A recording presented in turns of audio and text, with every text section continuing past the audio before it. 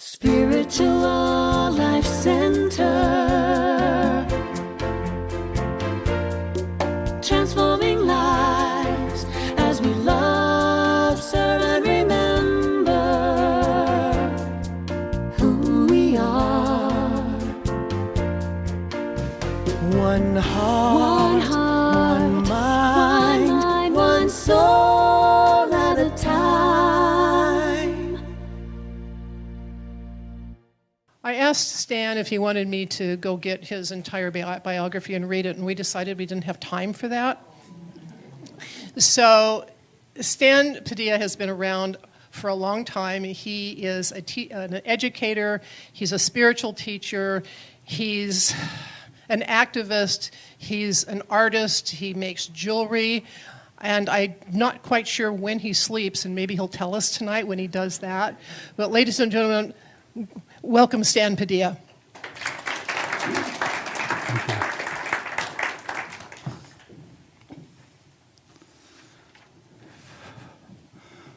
I'm no different than you. I'm just sitting up here on this chair and you're sitting there, and it looks like I may be different than you, but I'm not. We're all doing the same thing.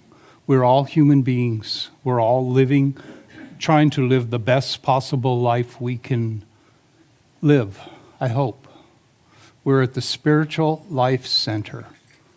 Believe that. We're at the center of our spiritual life in this center here. We're human beings. We live in the very beginning of the 21st century. We live on the planet Earth. And as human beings, we've gotten ourselves into a real fix. You ever seen little kiddies play with a ball of yarn? Get it all mixed up, and then you have to pull that all apart and re-roll it. And that's what we have to do. We have that potential now. So I hope you come to do something with your lives, lift ourselves up, make ourselves better, because that's what we're here for. I don't know about you. I didn't come here to pay bills, go shopping, buy cars and planes and and just to enjoy myself all the time. I came for a meaningful life, a purpose-filled life, and now it's time, that we do this. Our nature, the conditions of the world are all telling us this now. Enough now. We're not pretending anymore. We're not practicing. We need to find some solutions. So what's the best time for that? Right now, right? Because that's the only thing we have, this moment. And already this moment is gone because we're in this moment. So we have to take best advantage of every moment and be aware and to be, I'm going to make up words, knowingful, to know things now. We have to step up. We have to reach deep in ourselves, not rely on other people or other things or other systems. So in that sense, we as human beings have gotten used to this little realm, bandwidth, we call reality, where it's all materialized. We touch it, feel it, spend it, buy it, take it, charge it. So tonight I will offer affirmations. I will invite you to change. I will offer prompts that you can change. Right now, remember, this is the first prompt. This is real life right now. So however you want to be up right now. Sit up nice and tall. Clear your cobwebs, the mind, open the heart, and kind of less like that, the kiddies and the ball of yarn. Try and loosen our grasp on this thought that this is the only thing that there is. You know how people say, oh, I want the bottom line. Get down to reality. Get down to brass tacks. What does that mean? This? We belong in a world. Integrated in a world with many things that we don't see. Many levels, many dimensions below us, around us, inside of us. As far out as we can imagine, we have that much inside of us. There is no separation between these except we hold on to, we get addicted to, we grasp onto this material reality. And that includes belief systems, religions, philosophies, my opinions, what I believe. You know what? I don't care. Keep your dreams to yourself now and your ideas to yourself and make them practical, make them real, make them manifest and show me and teach me. But just talk about it, I can watch TV and do that. So this is the golden moment. If we start to breathe really deep now, really deep, and begin to, when we breathe in, imagine the furthest parts of the universe are coming to us. And when we exhale, bigger, and we're bigger than this. This is the bandwidth we're seeing. But we know there is much more to that. And we ask ourselves, well, what am I really then? If I'm not all this, if I didn't go get to Ross and buy this and put this on and look in the mirror and say, oh, that's me. What do we do every morning? Most everybody runs to the mirror and affirms who they are.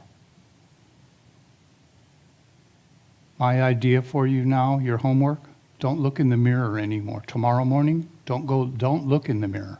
And when you catch yourself, close your eyes, because we begin to believe what we see in there. I had an old auntie who, I said, Auntie, how come you're so wise? What do you do? She goes, every morning I get up, when I go look in the mirror, I talk to that lady in the mirror, and I say, you're not the real one. I'm the real one.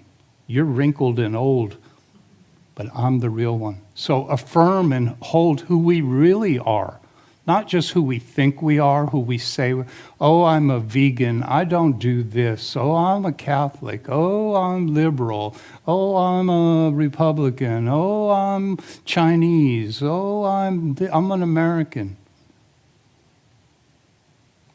That's all good and fine, and those are things that express part who we are, but then who are we really now? So together, let's kind of peel this onion skin back, or this artichoke, and start to peel back. If we're not this, and we are in part, of course, who are we on the next level? What are our feelings? When we say we go within, what? Just below the skin is already inside of us. And that epidermal is just barely there. You can pinch it off yourself. So it's close. What is the outside world? What's the inside world? So I invite you in this. Let's close our eyes for a moment. I invite you to close your eyes. It helps us kind of dissolve that grasp on belonging to just a visual, sensual world. That's a part of us.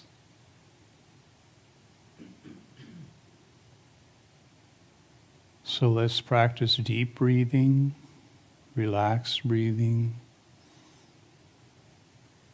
Relax. We don't have to go anywhere. We don't have to do anything. You certainly don't have to be anything other than you just simply are. If you're tired, if you're grumpy, if you're happy, you're enlightened, or you're hungry, well, good for you. That's just how it is. But now let's go deeper than that. Who are we, and what are we really? We are the human beings. There are tree beings, rock beings. Everything gathers itself, its knowingness, its awareness, and through that, it becomes what it is. We're the human beings. Our original home and our original, where we got our beingness. When you wake up in the morning, we wake up because we're being. We have existence. When we cease to wake up, then we don't have existence anymore. Now we have it. What does that mean?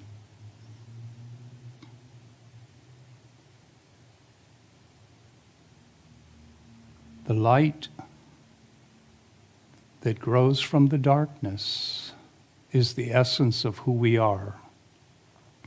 The very subtle nature and the primordial nature of life longing for itself to express itself.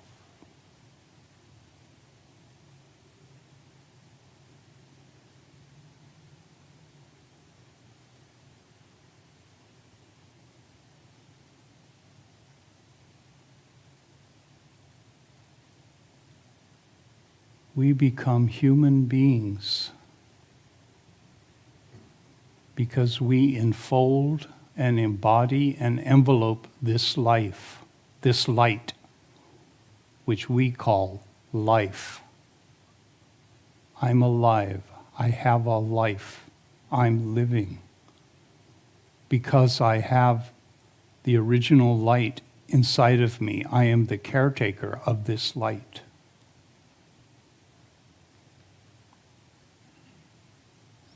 Because I have this light, I have an electricity, a magnetism, a heat that gathers all what it needs and comes to meet my needs.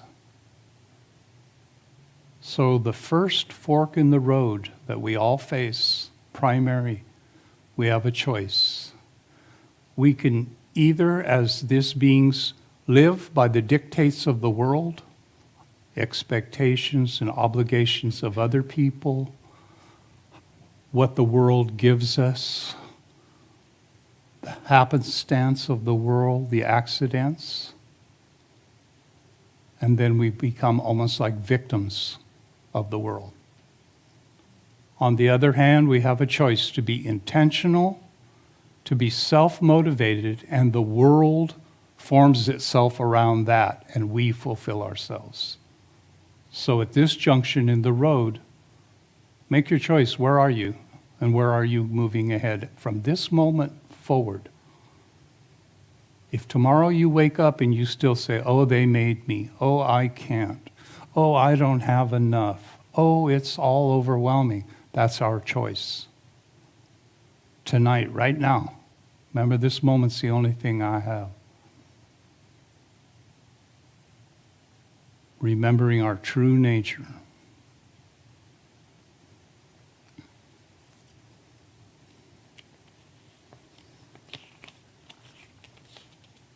I just recently came back from northern India, from Ladakh, and this was a message that the Dalai Lama is sending throughout all the world now, and he's asked us to bring it here to the West. So in the quiet of everything, think about this. May the precious, awakening mind take birth where it has never been before. Light into the darkness. Where it has been born, may it increase forever without decline. That's our nature. May spiritual teachers appear in the world now, and may teachings shine forth like the rays of the sun. May the upholders of spiritual traditions be in kinship and harmony now with one another. And may all of these traditions live long and beneficially endure. As long as space remains, and as long as sentient beings remain, until then, may I too remain to help dispel the miseries of the world. Have we come here to be self-serving, just to take care of ourselves? I want, it's mine. I want, I'm going to get, I'm planning. Oh, I don't like what I got. I don't know. Is that why we came? To live by the dictates of the world? I want what they want. Oh, I want that house. Oh, I want a boat. No, I want a country. I want an airplane. Oh, I want a candy. Oh, I'm dying for pizza. Is that? No. So in this very moment, we can change that. Redirect our minds. Renew, reset our heart's intentions.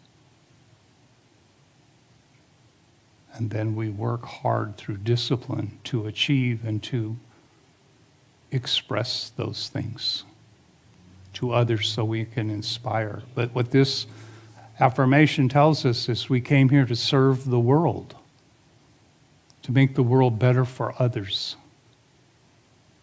By giving, we receive, and by receive, we're giving. That's universal among all the belief systems, because it's equity, equanimity, it's balance, it's peace. So in this moment,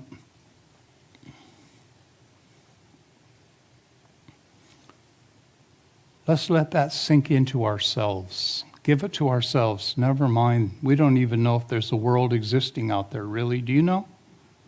Maybe we came in here and the rest of the world just vaporized. So let's give to our own selves, our own light. I invite you to spend a minute here, quiet, and really find your own light, the center of your own, what you call your I. I am this person. Well, where is that person? We should be able, by spiritual engineering, to find it.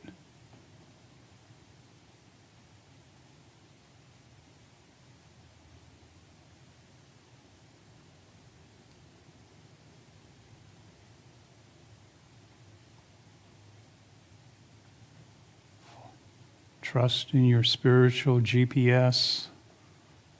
This is called returning home, soul retrieval. Bring back all those parts and all those things. All those remember. Remember when you were younger? You had all those dreams and hopes? When you were really excited about things? And you took chances and you didn't know what tomorrow was going to bring, but you did it anyway?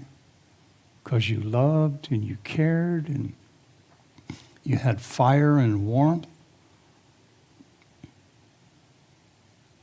And all your baggage didn't begin to clog up, firm up, hang on us, weigh us down.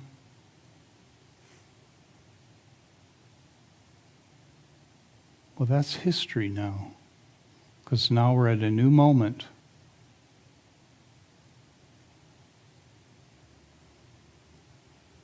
I am the light that is this world.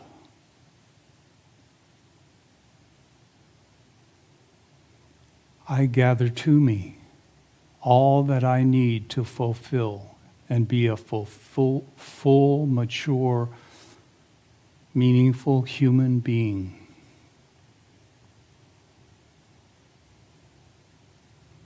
This is real life. This is real time. What I'm hearing is real.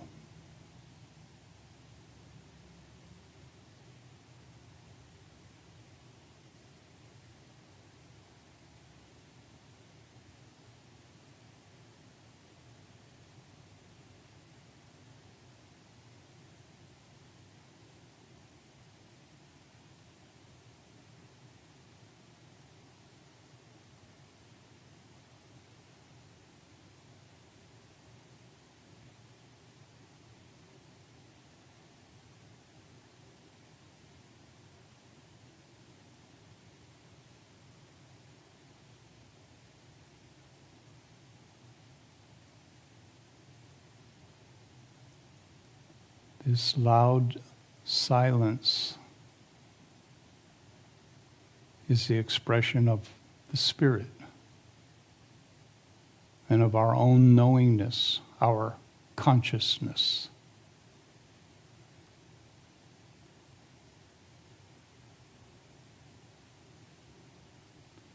It is our job to awaken or be aware of as much as we can about ourselves, who we are, what we're doing, and to be realize what we're doing. Do you hear, little kids? So I didn't mean to do that. Well, I didn't really mean what I said. Well, we're not kids anymore. We have a responsibility. The spiritual alarm clock is now ringing. Our nature has reached the point of mass inflammation or global warming. In our bodies, we call it inflammation, right? We're swelling, we're expanding. And all of the empty spaces in our bodies are being filled up because we're swollen. And those empty places are where the spirit resides and where the resounding. Isn't it when a singer sings, they sing through the empty channels throughout the body and they resonate things? The dancer moves through those spaces. That's where our movement is. So our job now is to remember that. Kind of go back now. Where did you kind of lose your momentum? Lose your sense of where you're going? Pick it up. Go back there and bring it forward. This is the essence of what we call the historical trauma healing of historical trauma or personal trauma. Wherever we were traumatized, we stay back there, and emotionally we just keep going in circles. Why did that happen? Why did he do that? Why did she do that? Why they did that? Well, how come? And we just keep going in circles. Now, I don't know how I have to tell you, but the gate's open. You don't have to do that anymore right now. Let it out. Let it out. Don't hold on to it anymore. Don't keep reinforcing it. Don't just keep believing it. Change the reality. Change it. We can do that in this moment. I wish I had fancy and great philosophical systems to offer you, and I wished I had great wealth and jewels of knowledge to give to you. I can only offer you common sense, common decency, and right now. I mean, the rest of it is like the spiritual Kmart, spiritual Walmart. It's all there. And it's only so important if you find your path on that. So it's really finding where we belong, what's right for us, to do the right thing at the right time. And that's the ceremony of life, isn't it? Our rituals. We don't have to wear robes and have beads and hats and everything. But do right in the morning, your morning cup of coffee or your morning glass of water, or do you feed the birds in the morning, or what is it that you do, that we do? When I say you, I'm talking to myself here. What is it that we do that you take care of? Because if we all take care of something, then everything's taken care of. In our old-time way, in our old-time native way, every day we were taught to be quiet and go pick up a piece of the earth that would fit in the palm of your hand. Pray over it, make it happy, and then give it back. And if everybody around the world was doing that, we would be massaging the earth all like masa. because that's what we do, is we're making this, massaging this earth and lifting up this inert matter. Otherwise, these are substances. We have 92 elements. That's all there is, right, in this world, material world? Or somebody, scientists help me, 92 or 95 on the periodic table of elements.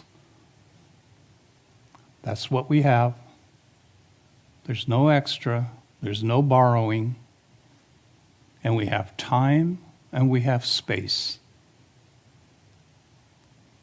And we're juggling. And we're changing all the time. Everything's changing. We came in here one way, we're going to go out another. We might say in a story and a metaphor that we're new people. It's a new story. It's a new chapter in our lives. How do we do this? Easy to talk. It's easy for me to talk about this and say all the beautiful words. But it takes an act of will,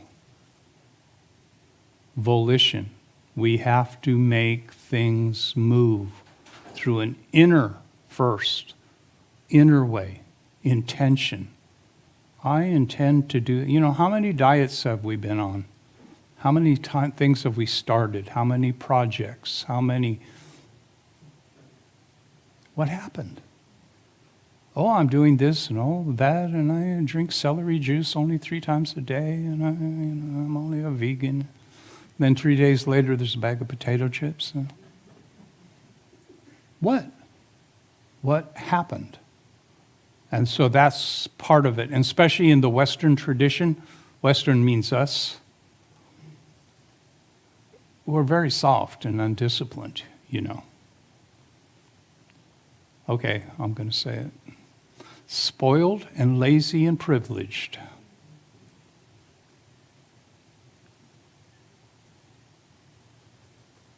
Our ligaments hang. Our thoughts, we don't finish them. Half the time we don't finish our sentences. And that's all it is in the moment to make sure that we do everything right, to make the world right. In the morning, when we get up in the morning, isn't it? What do? All of that. That's not really the morning ritual, but the reason I do that, that's the ritual. I do that to be well, to look good, to be fine, so that I can be with others, in a proper way, in a good way. I can be a good role model for others. You know how the Dalai Lama says that, his religion is kindness. How I do things in the world for others, that's the measure of who we are. Not so much how much we give or so forth.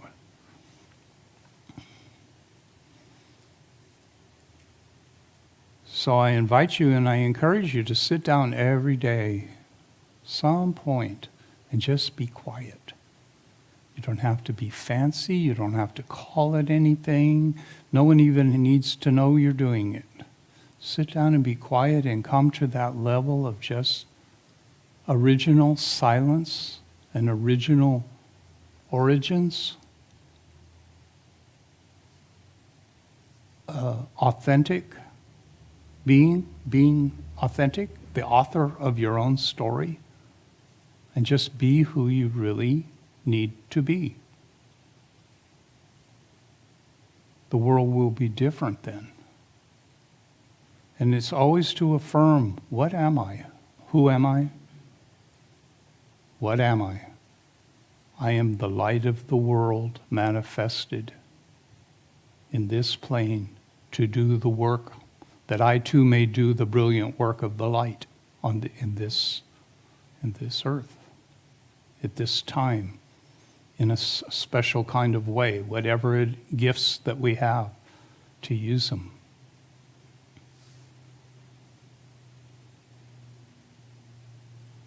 Again, there's many paths, many ways, many expressions of human beings. If you look around the room, we're all different. We're all unique. Even if we look the same, we're different. So it's coming to know ourselves.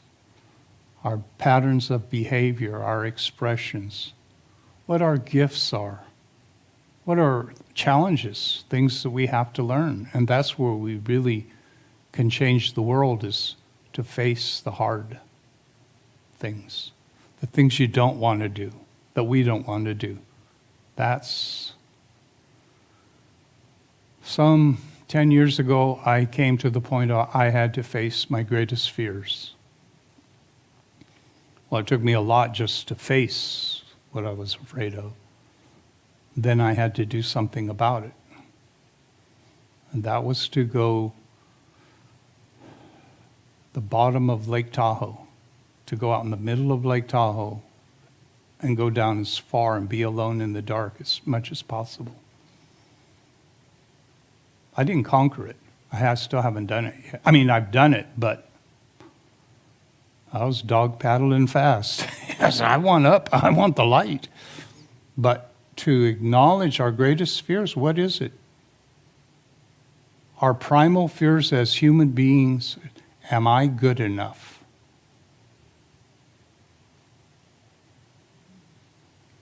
That's what we call lack of self-esteem now, right? Am I good enough? Can I really do this? Do I have what everyone else? Do I have what it takes? Or am I dependent on others, codependent on the others? I need people around me to affirm that I can do it or do it for me. That's a primal, that's like falling. When we conquer that I am capable, you will also be unafraid of falling. That's the primal dream of falling, and dreaming that you're falling. That I'm not capable of stopping myself or doing what it takes, or I have what it takes. And it doesn't matter how much, how big, how powerful, people have that fear. Am I good enough? And I want to affirm, we are.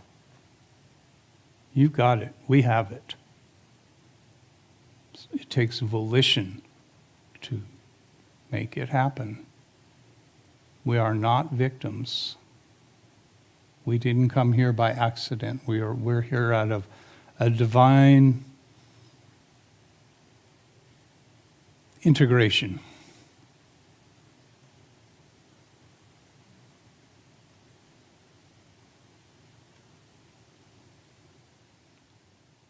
So let's take a minute here now. Wake up. A lot of you are falling asleep now. Come on. Wake up. Wake up a little bit. Wake up. Put some water on your face. This is real life. Come on. I'm a school teacher. Motivation. How do you motivate someone to learn? So sit up again. Remember, I'm of the light. Let that light flow through me. Does it come from the outside or does it come from the inside? Yes.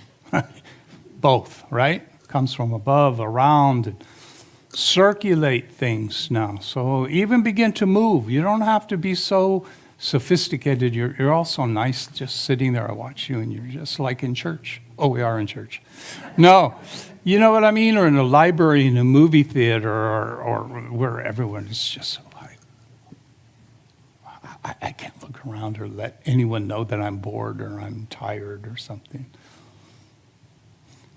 So this is circulation of the light, right? Get it to move in and out. You're forgetting to breathe. Most of you are not breathing. You don't breathe very, and I'm the same way. I'm talking to myself. Breathe. We have to breathe all the way down here to get maximum oxygen, which is the lower part of the breath. Of the lungs. If we don't get enough oxygen, the main organ of the heart doesn't function properly. And you don't do that enough, and you know what happens? Cardiac. So breathe deep as much as you can. There is something we can do every single day, and that's to breathe deep every moment and remembering that. And just keep coming back to that. Because that breath is the light itself. So that, is to breathe it out. And then when we breathe out, breathe it to others so it lives, and it's circulating and we're giving and we're receiving and we're changing and, and we're growing, that. Even I invite you to take your hands like this and just begin to back and forth, like bellows or a breathing. I'm bringing things to the center of the world. This is Qigong, right? It's not the hands, it's the energetics, right?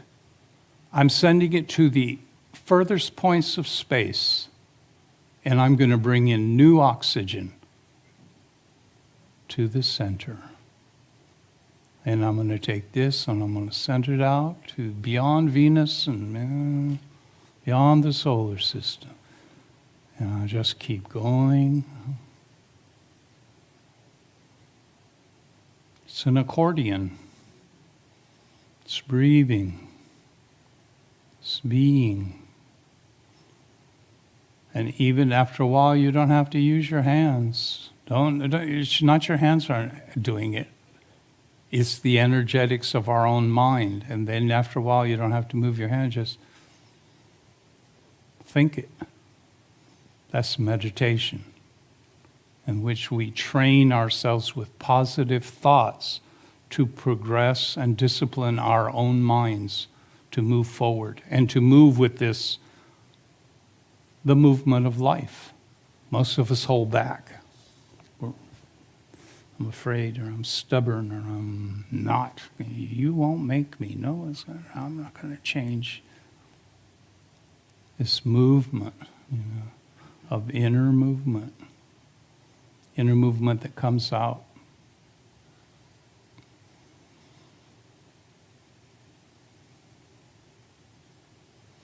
And up above, and coming down.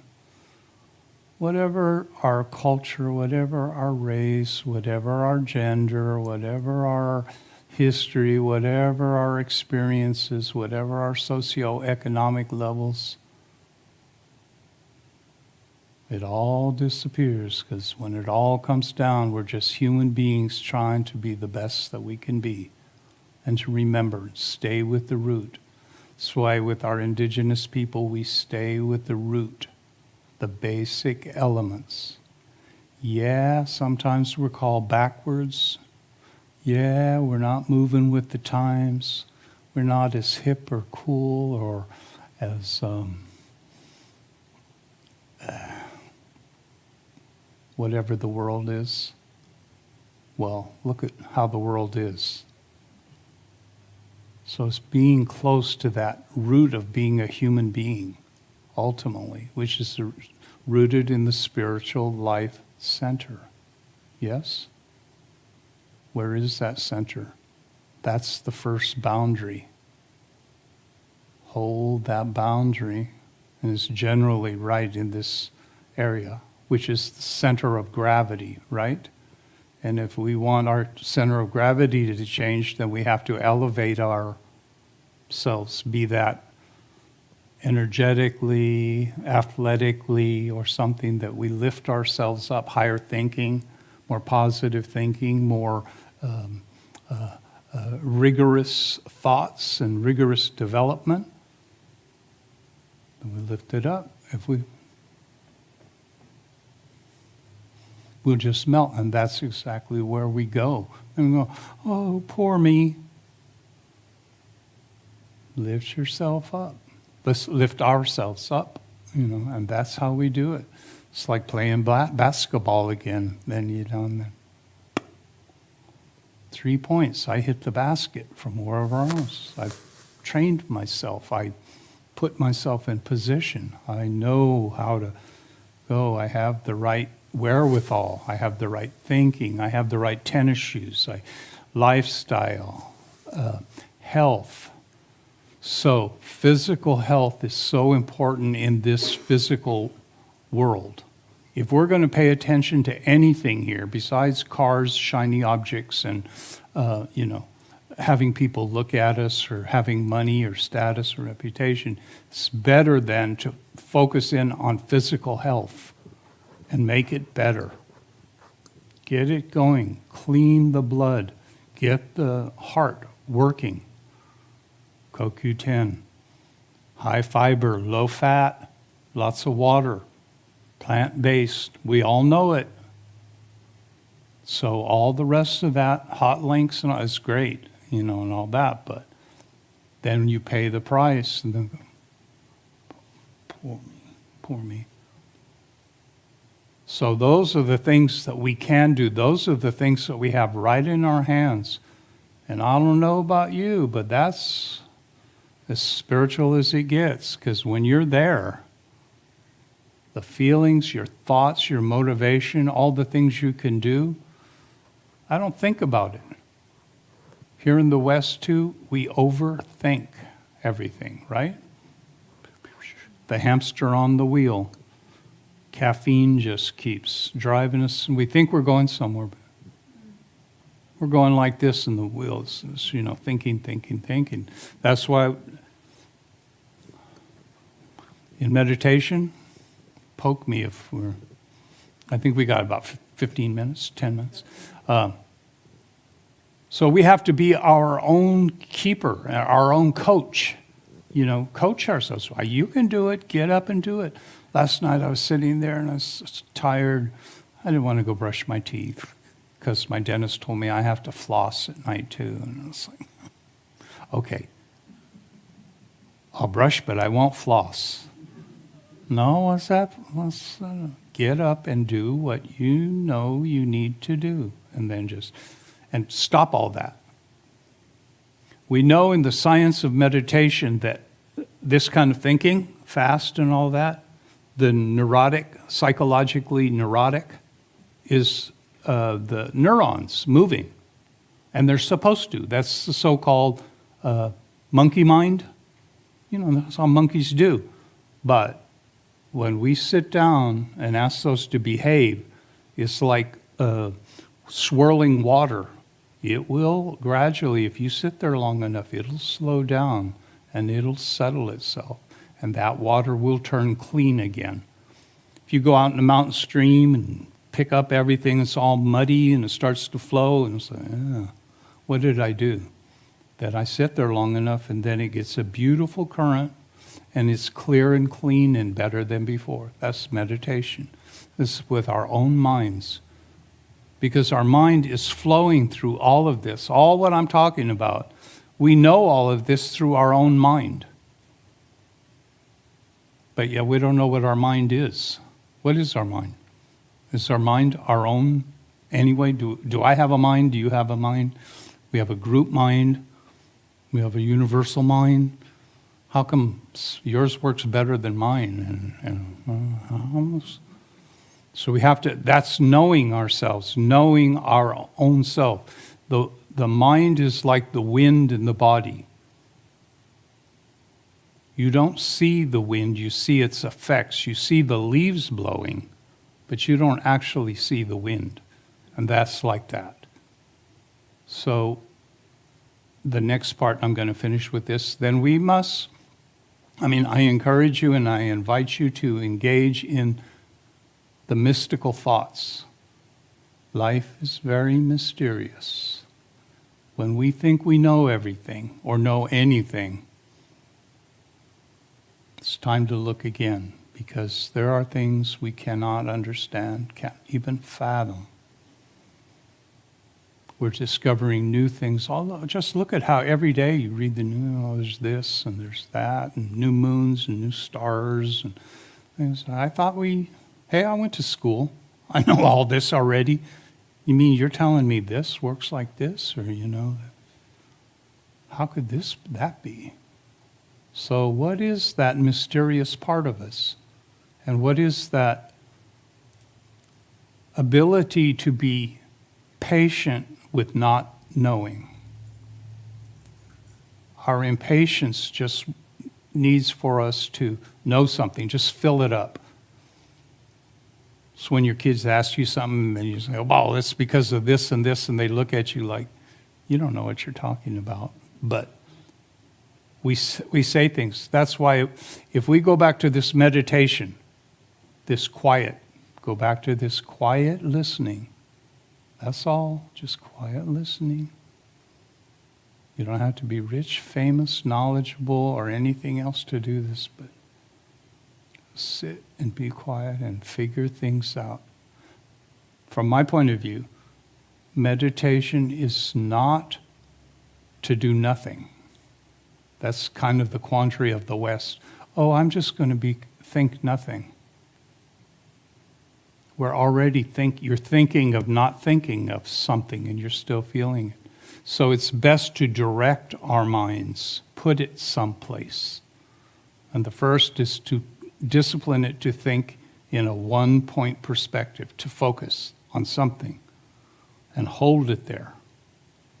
And one day, 30 seconds.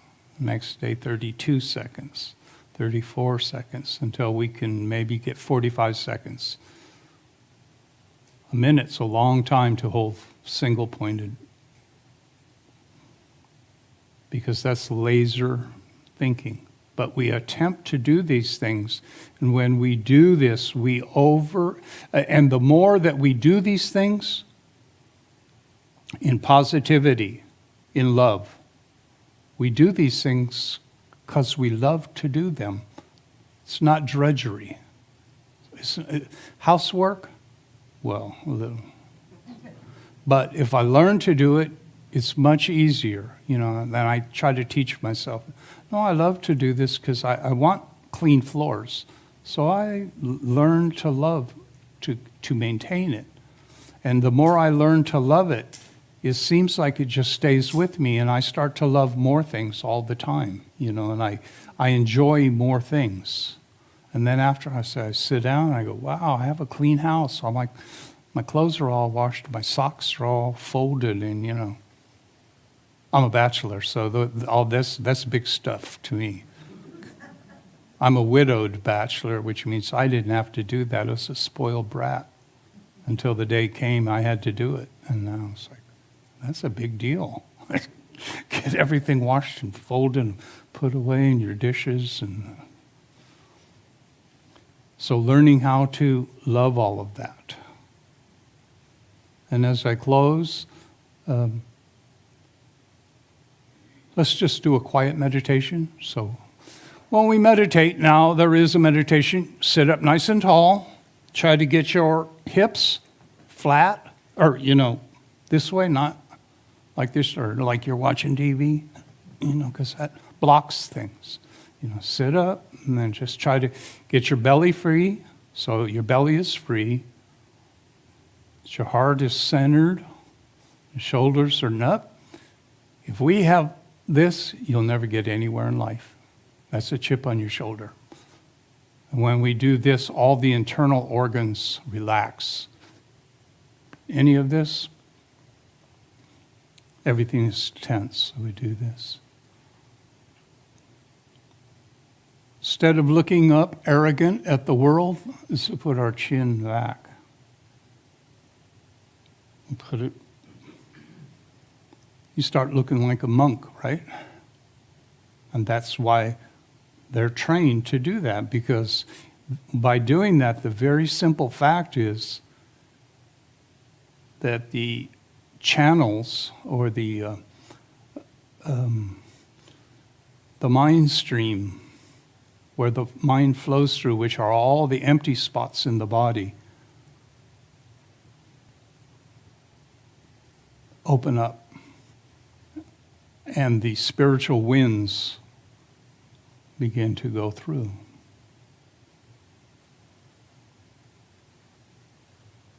I invite you to close your eyes. I invite you to be happy and to smile, physically, and the gesture within to smile. Assume love and happiness.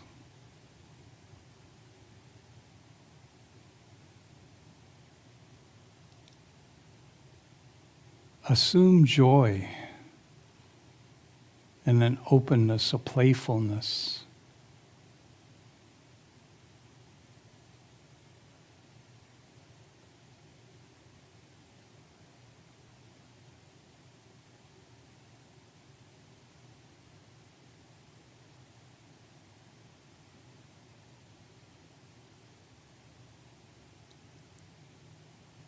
I am the light of the world, manifested as a human being. I am a unique individual with a history, with a story, with genetics. I am related to all living things. I am equal to and serve all living things.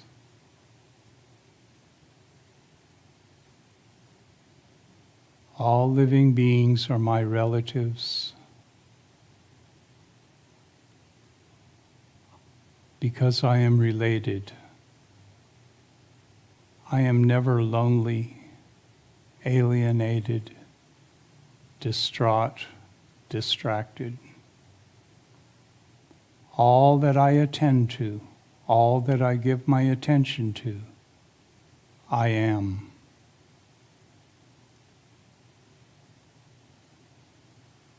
I have gifts, I have talents, I have uniqueness that were given exclusively to me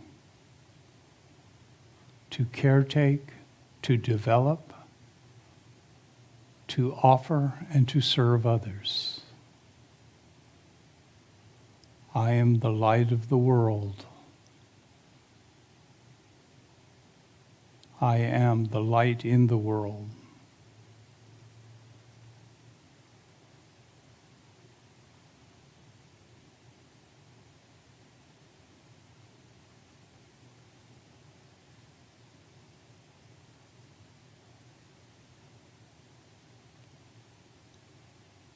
My mind becomes clearer each day,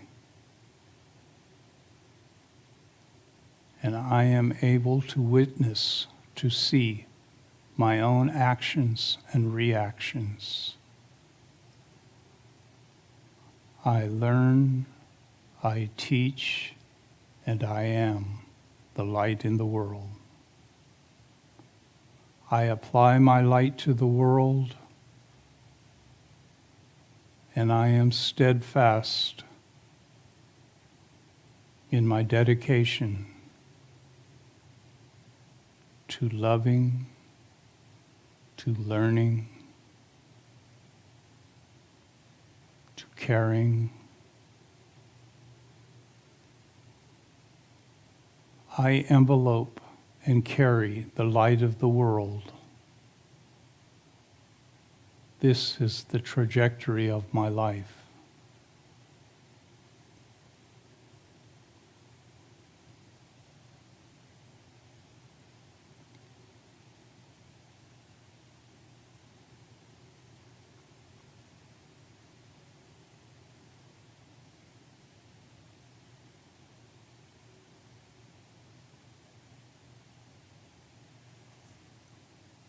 Thank you all for your time, for your attention, and for your attentiveness. You're all special. Everybody has something to give, and everyone has something to take. Now it's time to end. It's time to begin our next phase here. Maybe one day we'll meet again, and in the meantime, keep it up, and we'll make a better world. The hard work this is the easy part. We're going to go in the world now. Take this on to Watt Avenue.